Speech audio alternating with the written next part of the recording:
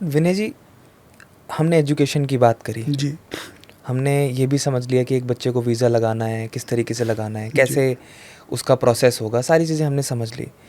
But मैं फिर उस पागलपन की तरफ जाऊंगा और उस पागलपन की बात करूंगा जहाँ पे यंग लड़के डंकी रूट लगा रहे हैं, जी डंकी रूट्स की तरफ जा रहे हैं, जी और इन रास्तों पे चल के बहुत सारे लोगों की, बहुत सारे जवान बच्चों की मौतें भी हो रही हैं, दे आर जी डाइंग, जी। राइट? क्या क्या ये पागलपन नहीं है? Is it not complete madness, जहां आपको डे वन पे पता है कि ये रास्ता गलत है? जी डंकी रूट करने के बाद इंसान परमानेंटली वापस भी नहीं आ सकता, जी। असाइलम ले लेता है। देखिए, कई तरह के लोग होते हैं जो 2 नंबर से बाहर जाते हैं। ऐसे लोगों की तादाद कम होती है। ये समाज के वो लोग हैं जो लूजर्स होते हैं, जिनकी पढ़ाई लिखाई नहीं होती, जो क्रिमिनल माइंड के लोग होते हैं, जिनको समाज छोड़ गया होता है, जो खुद चाहते हैं कि हमें किसी तरीके से बाहर भेज दो। ये वो उस वर्ग से आते हैं जहाँ पर पढ़ाई होती ही नहीं, इंग्लिश का इनको ये नहीं आता, पढ़ाई लिखाई छोड़ चुके होते हैं, कोई मजदूरी कर रहा होता है, कोई लड़ाई झगड़ा कर रहा होता है। ऐसे लोग चाहते हैं कि हमें किसी भी तरीके से भेज दो। आज पूरे देश में सबसे पहला नंबर आता है हरियाणा के लोगों का। पिछले 1 साल में जितना भी इलीगल माइग्रेशन हुई है वो सारी की सारी हरियाणा से हुई है, क्योंकि हरियाणा में जहाँ जहाँ इंग्लिश की समस्या थी, बच्चे इंग्लिश नहीं बोल पा रहे थे, हर बंदे ने अमेरिका का रुख कर लिया। लोग 2 नंबर से जा रहे हैं, लोगों को इसका पता नहीं इसका नुकसान क्या होगा, सारी ज़िंदगी वो वापस नहीं आ सकते। कुछ लोग उसी में खुश हैं।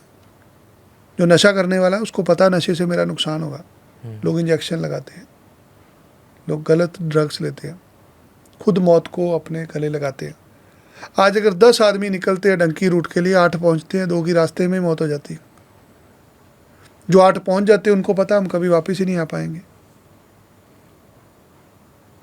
ये तो ज़रूरत है लोगों को प्रेरित करने की कि भैया सही तरीके से जाओ। जो भी आदमी इलीगल रूट ले रहा है माइग्रेशन के लिए, उसको ये चीज़ समझ लेनी है कि सारी ज़िंदगी आप दोबारा भारत नहीं आ पाओगे। अगर आप लीगल तरीके से जाओगे आप कभी भी वापस आ सकते हो। ना तो आप इलाज करा पाओगे अपना, कल को बीमार हो गए, सारी ज़िंदगी आपने एक जैसे तो रहना ही नहीं। कल को उम्र 40-50 साल होगी, कहाँ जाओगे?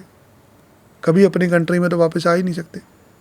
ना भाई बहन को बुला सकते हो, ना तुम्हारी दिवाली, ना तुम्हारा दशहरा, ना तुमने किसी को देखा, ना यहाँ प्रॉपर्टी से कुछ मिलना, तुम्हारे ऊपर रिफ्यूजी का अलग से टैक्स लग जाना। बेसिकली लोग जाके बोलते हैं हमें खतरा है भारत से, ओके। अपने ऊपर झूठे केस डलवाते हैं, झूठे कागज देते हैं कि किसी तरीके से उनको एज ए रेफ्यूजी, शरणार्थी, कोई बाहर की कंट्री ले, असाइलम जिसे कहते हैं, असाइलम मिल जाए। उस असाइलम से कभी वो अपनी कंट्री में नहीं जाता। हमारी कंट्री ने बहुत सारे लोगों को असाइलम दे रखी है। जी। हम धर्मशाला जाते हैं हिमाचल में, वहाँ पे लाल कपड़े वाले लोग होते हैं जो लाल ड्रेस डालते हैं, वो तिब्बतियंस हैं। वो तिब्बतियन अपनी कंट्री छोड़ के हमारी कंट्री में रह रहे हैं, उनको भारत सरकार ने राजनीतिक शरण दी हुई है। वो कभी भी अपनी कंट्री में वापस नहीं जा सकते। क्यों नहीं जा सकते? अगर वो जाएंगे उनको मार देंगे। आज सड़कों पर जितने भी भिखारी नज़र आते हैं आपको सिग्नल्स पे, वो इंडियंस नहीं है। मैक्सिमम भिखारी रिफ्यूजीज़ हैं जो अलग अलग कंट्रियों से आए हुए हैं, वो भीख मांग रहे हैं। उन्होंने यही धंधा पकड़ लिया। जब आप रेफ्यूजी किसी कंट्री में जाते हो, आप अपने आप को मार लेते हो, आपका वजूद ख़त्म हो जाता है।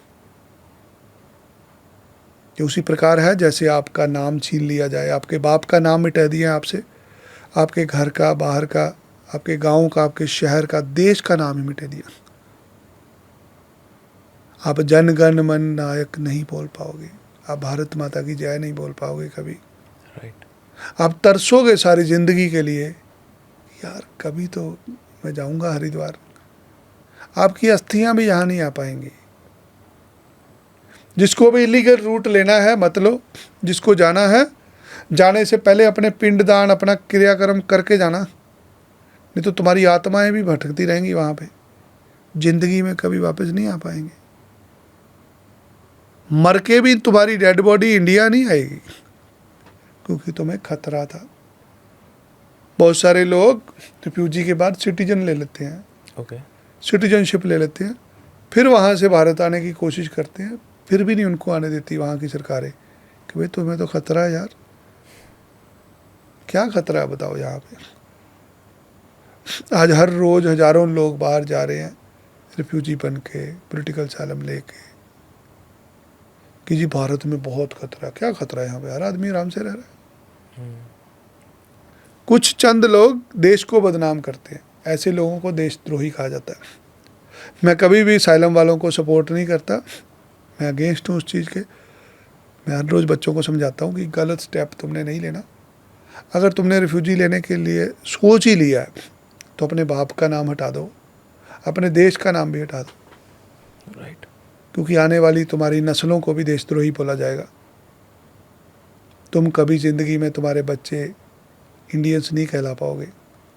तुम कभी नहीं बोल पाओगे जी हमारा पिंड, हमारे खेत, हमारा घर, हमारा बाहर, हमारे रिश्तेदार। तुम सारी ज़िंदगी गद्दारों के खाने में चले जाओगे, तुम गद्दार ही खिलाओगे। तो देखो कि आपने जीते जी मरना है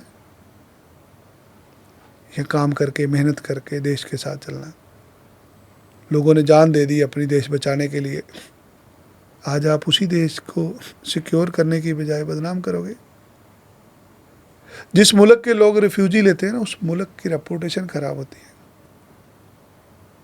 इसलिए मैं कभी भी इसको सपोर्ट नहीं करता, बच्चों को प्रेरित करता हूँ कि बेटा सही तरीके से जाओ। हर रोज़ लोग एडवर्टीजमेंट देख रहे हैं, ऐड आती है सोशल मीडिया पे कि 2 नंबर में बाहर जाने के लिए मिले। नहीं आनी चाहिए ऐसी एडवर्टीजमेंट। सरकारों को चाहिए इस पे शिकंजा कसा जाए। एयरपोर्टों से लोग 2 नंबर में बाहर चले जाते हैं। पहले ज़्यादा होता था काम, अभी कम हो गया। ये बहुत बड़ा क्राइम है जिस पे सरकार को काम करने की ज़रूरत है।